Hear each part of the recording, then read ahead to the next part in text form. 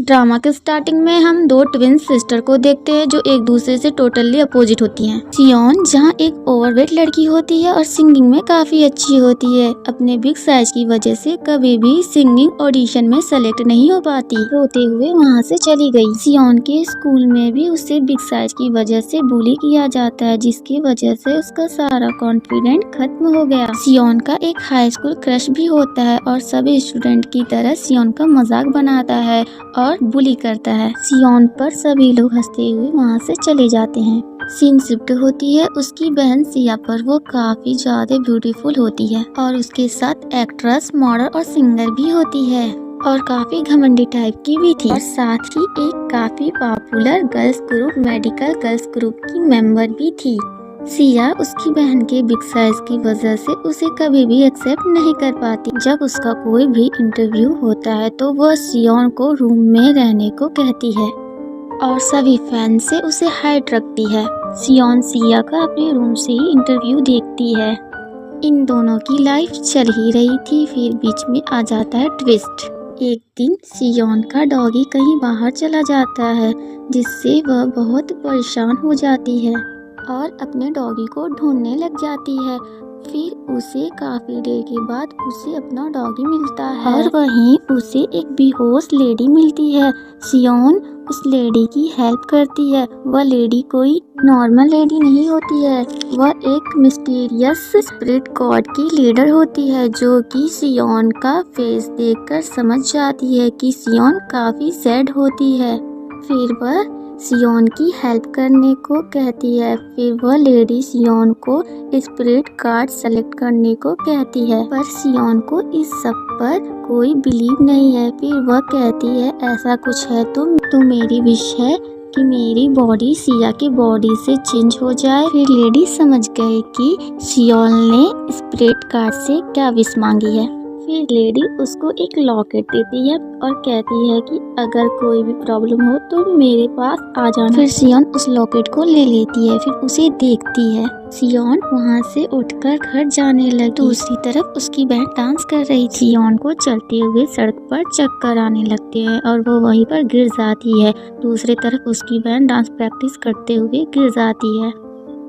Next day जब वह उठी तो दोनों ही शॉक्ड हो जाती हैं, बिकॉज दोनों की बॉडी चेंज हो गई। सियोन सिया को पूरी कहानी बताती है। जब वो दोनों टैरेट मास्टर के घर जाती है तो उन दोनों को पता चलता है कि टैरेट मास्टर 13 डे के लिए वेकेशन पर गई हैं। फिर वह दोनों इस सिचुएशन को हैंडल कर लेती हैं, एक दूसरे को समझने की कोशिश करती हैं और एक दूसरे की हेल्प करती हैं। नेक्स्ट डे सिया सियोन की स्कूल जाती है और काफी खुश होती है, क्योंकि न सिया को डाइटिंग करनी है और न ही डांस प्रैक्टिस करनी है। सियोन के क्लासमेट उसे परेशान करने लगते हैं। सिया उन्हें कुछ नहीं कह पाती है क्योंकि उसकी बहन कुछ भी काम बिगाड़ने से मना किया था। फिर सिया उन लोगों को कुछ नहीं कहती और चली जाती है। नेक्स्ट सीन में हम सियोन को देखते हैं जो डांस स्टूडियो जा रही थी, बट सिया की तरह वो डांस नहीं कर पाती है क्योंकि उसमें स्टार्टिंग से ही सेल्फ कॉन्फिडेंट था ही नहीं, तो सबके सामने परफॉर्मेंस करना हार्ड हो गया। फिर वह रियलाइज करती है कि कैसे वो अपने रूम में डांस और सिंगिंग करती थी। फिर वो अपने अंदर पूरा कॉन्फिडेंट ले आती है, बहुत अच्छे से डांस और सिंगिंग करती है। उसकी सिंगिंग सिया से बहुत अच्छी होती है कि वहाँ एक दूसरा सिंगर होता है जिसका नाम हैनसुन होता है, जहाँ सियोन की सिंगिंग का फैन हो जाता है। सियोन के परफॉर्मेंस के बाद स्टेज से उतरते ही सियोन का लेग स्लिप हो जाता है और सीधे हमारे हीरो के बाहों में गिरती है। हमारे हीरो को सियोन से वन साइड लैप हो जाता है और वह सियोन से अपने साथ ड्यूट सिंगिंग करने को कहता है। फिर स्टार्ट होता है इन दोनों की फ्रेंडशिप। कुछ टाइम बाद फ्रेंडशिप से लव, बट ये दोनों अपने लव रिलेशन को सबसे हाइट रखते हैं। वहीं सिया को अपनी सिस्टर सियोल की सीक्रेट डायरी मिलती है, जिसमें सब लिखा होता है कि कैसे उसकी क्लासमेट इंक्लूडिंग उसका हाई स्कूल क्रश सब मिलकर उसका मजाक बनाते हैं। बस फिर सिया अपनी सिस्टर की इंसल्ट का बदला लेने का डिसाइड करती है और इन सब के लुक्स को लेकर इंसल्ट करती है और सियोन के क्रश का भी अच्छे से क्लास लगा देती है। सबकी क्लास लगा के वहाँ से हंसते हुए चली जाती है। देखते ही देखते सिया सियोन की क्लास में फेमस हो जाती है। सब उसके डांस के फैन हो जाते हैं। कुछ गर्ल्स सियोन से डांस क्लास भी लेने लग जाती हैं। सियोन के चेंज बिहेवियर को देखकर सियोल का क्रश उससे लाइक करने लग जाता है। इसी बीच सियोन को मैजिक लॉकेट के बारे में एक बात पता चलती है। जब वो कुछ विश मांगती है तो उसके साथ पूरा होता है। जब उस विश को सही करने की कोशिश करती है तब और ही बुरा होता है। या तो किसी का ड्रेस फट जाता है, या तो किसी का एक्सीडेंट हो जाता है, या तो कोई सीढ़ियों से नीचे गिर जाता है। हर विश का प्राइस होता है किसी के साथ बुरा होना। इसी बीच हमारा हीरो एल्बम सॉन्ग रिलीज करता है, बट उसके सॉन्ग के कुछ वर्ड और म्यूजिक किसी और सिंगर के सॉन्ग से मैच हो जाता है, जिसकी वजह से सब हैंसुक को चीटर समझते हैं और हैंसुक काफी परेशान हो जाता है और अपने आप को एक रूम में बंद कर लेता है। सियोन हैंसुक से मिलती है और उसे अपने साथ एक न्यू सॉन्ग क्रिएट करने को कहती है और फिर वह दोनों एक ब्यूटीफुल सॉन्ग रिकॉर्ड करते हैं जिसमें इनकी दोनों की सारी लव की मेमोरीज होती हैं। जब कोई रिकॉर्डर उन दोनों की पिक क्लिक कर लेता है और फिर इन दोनों की लव रिलेशन के बारे में सबको पता चल जाता है।